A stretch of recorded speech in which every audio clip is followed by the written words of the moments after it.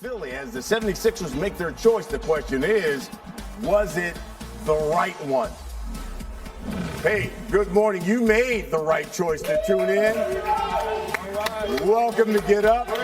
I'm Brian Custer. Yeah, energy's good here midway through the week. Alan Hines here. Got J J Redick's in the house. And fellas, traveling the Champs-Elysees.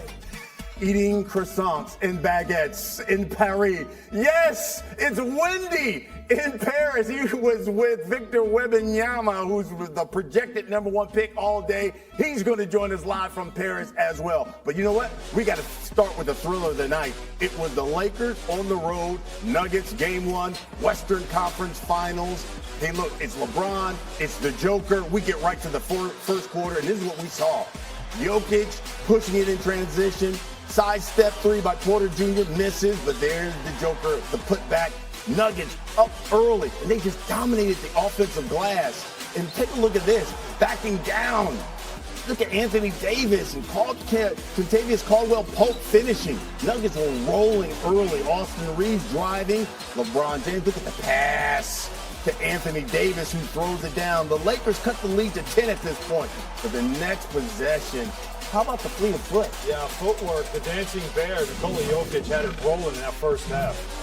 Under 2 minutes to go in the third. Jokic, getting it done. The one-legged fadeaway. But, you know, the Nuggets made unbelievable shots in this one. Mike Breen, sound full. Jokic just gets it off in time. It's up. Oh, it's good! Of course it goes in! Jokic from downtown! Anthony Davis just stares at him. AD's like, yo, you kidding me, right? And there's more. How about Jamal Murray? His turn over LeBron for three. Count it. Yeah, thumbs up from LeBron. And Jamal said, no, that's 2 thumbs. 31 for Murray. He was 12 of 20 from distance. Here, how about this, though? Look at Davis, though, doing work. He had 40 points, 10 rebounds. Lakers cut the lead to 11, and they had this action going all day down the I am him, Austin Reeves for three. Yeah, and that's the thing. Don't leave him open. I think he's proven that before, right? So don't leave him open, and that's exactly the setup on these pick and rolls and these plays that they were doing. But look at the extra work here. The diving on the floor. Are we in the third level of the playoffs yet? Yeah, we are. Michael Porter Jr. comes away with it. There's Jamal Murray. Alley-oop, Aaron Gordon, the throwdown. And again, it seemed like the Nuggets were rolling. Russ loved it. He's like, let him cook.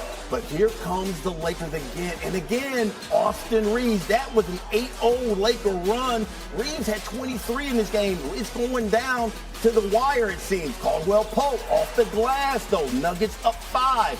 Now, Lakers down 3. Chance to tie. LeBron is 3. I don't know about the shot, but he misses it. Nuggets hold on. They win it 132-126. Jokic 34, 21, and 14 assists. Here's the king after the loss. It took us a half to get into the game, and that was pretty much the ball game right there. We got to understand that we got to start from the tip-off, and they punched us in the mouth. Postseason, it doesn't matter if you cut it to 1 or you're down 20. If you lose, you lose. They're 1-0, and we have to come back with desperation going into game 2.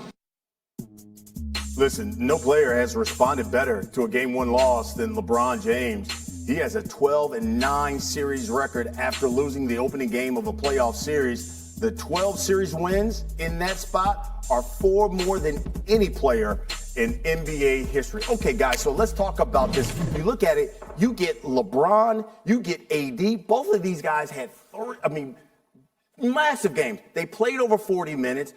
AD has like 40. LeBron is right there over 25. Should the Lakers be encouraged or discouraged by this loss? What do you think? I'm going to go discouraged mainly because of the schedule, right? And you get that kind of performance out of these two guys. You have 66 points out of your 2 best players, especially Anthony Davis and how well he played. You found things for sure in that second half. But stealing that Game 1 on the road would have been critical. They were right there, and that LeBron shot could have tied it. They were there to steal this thing, and that really would have given them momentum going forward. They still got to get, obviously, a road win in this series, a very difficult thing to do against a Denver team that's very good on the road, especially as they've been in the playoffs. So, yeah, discouraged only because The game was there, and you could have stolen this one. What do you think, JJ? I would be encouraged if I was the Lakers because I think you found something there in the second half, specifically with some matchups and some targeting on the offensive end. LeBron James using Austin Reeves in the pick and roll. But overall, the discouragement to me is what are you going to do with Nikola Jokic? You know, that to me, and I know they made the adjustment late, which we'll get to in a second with Hachimura, but Denver's going to adjust to that. I give Darvin Ham a lot of credit. Throughout these playoffs, he has made crucial in-game adjustments that has given his team a chance to win basketball games. He did that again last night and put themselves in a position to tie the game with about a minute to go. Wendy, where are you following this? Encouraged or discouraged? I think the Lakers can be encouraged in the fact that they could make some strategy changes as they did. Look, the first two rounds they played Memphis and Golden State. Those teams are small compared to the Nuggets, and it hit them in the mouth. It stunned the Lakers how big the Nuggets were. One of the things that I took away from this wasn't just the speed of the game, because that's the way the Nuggets are going to play, especially at home. The Lakers could not get a rebound. They were destroyed on the boards, and that's the most basic level of basketball. If you can't get a rebound, you can't control possession, you can't win. And so the Lakers realized that the lineup that they put out there, they started Dennis Schroeder and Austin Reeves, they realized that lineup was too small. That's why they went to Rui Hachimura. And it may not just be Hachimura. There might be some more Jared Vanderbilt, but they're not going to be able to get away with playing the way they did the last two rounds. That was crystal clear, and they have the roster to make the changes. That's one of the reasons why the Lakers have a shot to win this series and win the title, because they have a malleable roster. And Darvin Ham is going to have to use that roster because the Nuggets are a terrific team and they're a strong and big team. Okay, so then let's talk about then adjustments. You talked about Darvin Ham, what he made, because this game was like at 18 at one point. I'm thinking, oh, this is going to be a blowout. But they did have that run in the second half. What adjustments did you see that the Lakers made that is encouraging going forward? Yeah, and Wendy brings up the size. And first of all, defensively, the adjustment they made was they put Hachimura onto Nikola Jokic. And that allowed Anthony Davis to be a roamer on the backside. We see here Nikola Jokic posting up Hachimura. He gets into his backup game. They've got Aaron Gordon over in the dunker spot. Anthony Davis not concerned with him, comes with the late help. LeBron sinks, forces a turnover. Then on the offensive end, they targeted Jamal Murray 12 times last night in pick and roll. Here he lingers a little bit too long in this show. He's got to recover quicker. There's no rotation from Michael Porter Jr. Austin Reeves hits a three. They had two of those plays down the stretch, which really kept them in the game. The thing about the size and the rebounding, you think about that first half last night, over and over again. Denver breaks down the defense. Denver in transition. Anthony Davis going for a block. Who's getting the rebound against Nikola Jokic if Davis goes for a block? Jokic made a killing on the offensive glass in the first half, and a lot of that was the lineup and was the size issue. All right, so then it begs the question, is Game 2 a must-win for the Lakers? No, it's not a must-win. I mean, it'd be nice to win it, and they showed you enough to think that, boy, Game 2 is going to be very competitive. In fact, this series is going to be awesome. Let's just get that out of the way. Watching that game and the efficiency of the way these two teams were shooting, I mean, does it hold up? Who cares? But the game was so much fun to watch.